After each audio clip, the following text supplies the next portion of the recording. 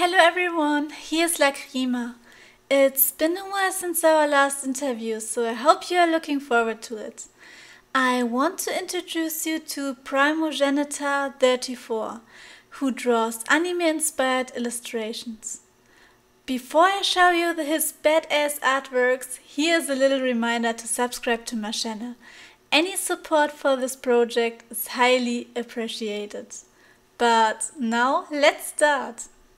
Hey friends, I'm Nathaniel, and my alias is Primogenitor34, or Primo for short. I'm 27 as of this recording, and I'm based out of the magical land of Ohio, USA, and I'm a vector illustrator that specifies in the dark, the surreal, and the morbid. I also draw traditionally in ink, and I'm a character in concept art with hopes to make it in the game design field someday. I also do graphic design jobs on the side with an associate's degree from the Virginia Marty College of Art and Design in graphic design. What's behind your artist name? My name originated from a dictionary reading in my boredom years ago. I am also writing a story, and years ago I was in a sci-fi phase, and so I was making a story heavily inspired by the likes of Halo, which was and still is one of my favorite all-time game series, and is the exact reason why I'm hoping for a career in the game design field. I needed a name for the enemy alien faction, and I wanted it to be something that sounded mysterious, but also intimidating. And that's when I found the word primogenitor, which means earliest ancestor. Even after I stopped writing that story, I loved that word too much, and so I made it my alias. It doesn't really translate well to art, but it still does invoke a sense of intrigue. It's not a word you hear very often. As for 34, it's just my birthday, March 4th, which is also a lucky number. That's it. How would you describe your art and style? I would say my art is heavily inspired by the likes of early comics and manga, especially horror and dark fantasies, of which, in my opinion, Japan reigns supreme in that category. Goblin Slayer, Berserk, ReZero, Rising of the Shield Hero, Madoka Magica, Elfen Light, all of it's so good, and what I absorb and reflect in my own style. As I draw in ink before I color any of my vector works, my shading is similar to the style of comics artists from years ago, and it transfers to my work in vector. So basically, you see a lot of deep black shadows, stippling, sharp lines, things like that. I also really like loud, frantic pieces as I listen to namely metal music when I draw, so you'll usually see a lot of tense, fearsome expressions and poses from my characters. Scowls are the norm here. I don't do cute. I can, but there are millions of better artists than myself who do cute way better. What do you aim to express with your work? I'd say in person, I'm very reserved. I don't speak up. I barely even swear. But when my brain starts pumping those creative fluids, I would say I'm very lively, ferocious, and full of energy. I hope to show that with my works. It's when I feel I'm truly alive, and especially as I'm listening to my music, when the beast in my head called my imagination runs wild on the page. As I said before, there are plenty of other artists who draw cute, soft, bubbly works that make you feel good and warm. I don't want to do that. I want to create works, both illustrative and written, that inspire and amaze with overwhelming power and presence, and maybe even freak you out a little too. How long have you been creating? I've been drawing since the tender age of around 4 or 5 years old. I've been doing it for a very long time. It's all I know how to do. I sold my soul to the devil for awesome illustrating powers and have never gone back. That's what I like to tell people. Back then, all I would draw was Pokemon. It's what got me into drawing in the first place, and while I'm not into it now like I was as a kid, I cannot deny the influence it's had on me. Pokemon this, Pokemon that, everything I drew was Pokemon. Even birthday cards for my family were Pokemon. At around 13 or so is when I really started reading books on how to better refine my skills, namely with pencil drawing, as I still haven't discovered vector art yet. That's later. I couldn't draw people, so I got a book on drawing animals and used that to practice. When I drew people, it was usually from a photo, and I just copied what I saw. A lot of taking images from the internet and just redrawing them exactly as they were. I didn't start working with vectors till about 2012, not long after starting college. I wanted to start drawing digital and picked up GIMP, but I didn't realize it was mostly brush and render based, and I can't use tablets, so that led to nowhere. Especially since back then, tablets didn't have the screens on them. And I couldn't find the disconnect from looking at a screen and drawing without looking at the source, or looking at a blank page and not seeing your drawing come out. In late spring that year, Adobe released its newest version of Creative Suite, which was CS6.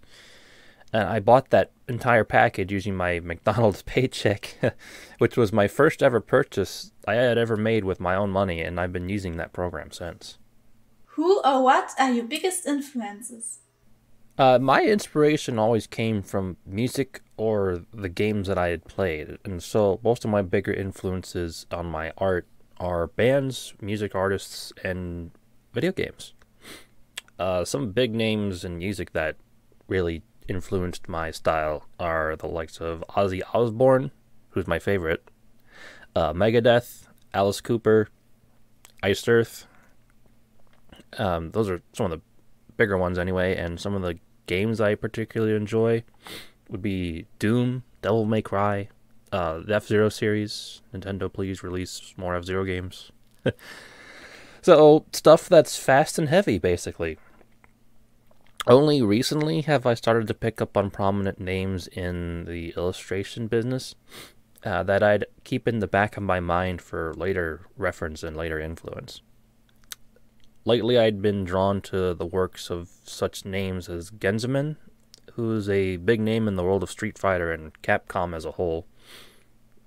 Joe Mad, who did work on the Darksiders series, another one of my favorite series of all time.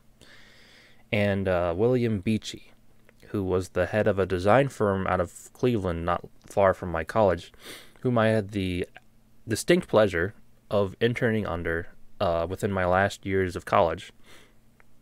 He also helped me to design the logo I still use today. Do you have any goals or projects you look forward to? Okay, now this is the part I was waiting for all along. My current project is called Forsaken. It's a dark fantasy story that I had been drawing the concepts for since the early 2010s, I think. It's been a while. It's morphed over the years from a simple desire to be a big game project into many other branching, much more manageable projects, especially for being a single person. The big project is a graphic novel, which I'm hoping to start drawing up the pages for starting early next year, now that I've got some good progress on a script going. I also have plans for it to be a visual novel, as well as a fighting game, which I'm working on with a small team as of now. I even made it into a tarot card set, which I currently sell at any conventions I attend, and once I can get an online store set up and running, it'll go up there too. And don't worry, those cards are purely cosmetic. They cannot be used with an actual for an actual tarot reading. The story is absolutely not intended for the younger crowd. It has a lot of hard, heavy adult themes. Like I said, I wanted to make it a true dark fantasy, as I was inspired by a lot of the content that Japan regularly spewed out. Something that'll make people's faces change and flex into weird shapes as you read along. And I also have hopes to make an art book with all the sketches, the concepts, the artwork, and the lore I've created over the years. What advice would you like to give to other artists? All I can say to other aspiring artists and creators is what's been said and repeated for countless ages, and it will be throughout the rest of time, because it's true. But the only way to better yourself and refine your skills is to keep drawing. Set hours of your day aside just to sketch and doodle whatever you see or is on your mind. I'd sit and draw my hand for hours between classes at college. Look up reference photos online. There's nothing wrong with using photos for inspiration. Everybody does it, even the pros. This one was personal for me, but if you want to get into drawing the human body and understanding anatomy any better, live model courses are the only way to go. You need to draw the human form realistically before you start branching out into your own style. Really, your style just comes naturally over drawing repeatedly over time. I can't thank my college enough for offering those courses, as I can say for certain they're what helped me the most. And truthfully, maybe selling your own soul wouldn't be such a bad idea either. Well, with all of that being said and done, I wish to extend my earnest gratitude to Lacrima for offering me the chance to advertise my own voice and my own vision, as well as giving other creators the chance to speak up. I also appreciate heavily any and all support given throughout my years as an illustrator on the web, through my Twitter, my ArtStation, my DeviantArt, YouTube, any conventions I've attended, wherever you may hail from. If you have any questions about commission work, my art, my story, or to know where I hid the bodies, I always have my socials open and my emails active. Feel free to shoot me a message at Primogenitor34@yahoo.com.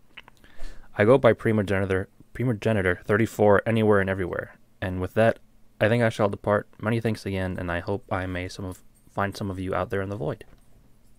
Thank you for the great interview, Nathaniel. Your art is truly dynamic and expressive. If you enjoy his art, please check out his profile links below and leave him a follow. His YouTube channel is also linked in the info box. Keep in mind that I'm always looking for new art treasures to feature, so if you're an artist or know someone who deserves to be in the spotlight, feel free to reach me out. Thank you for watching and stay safe.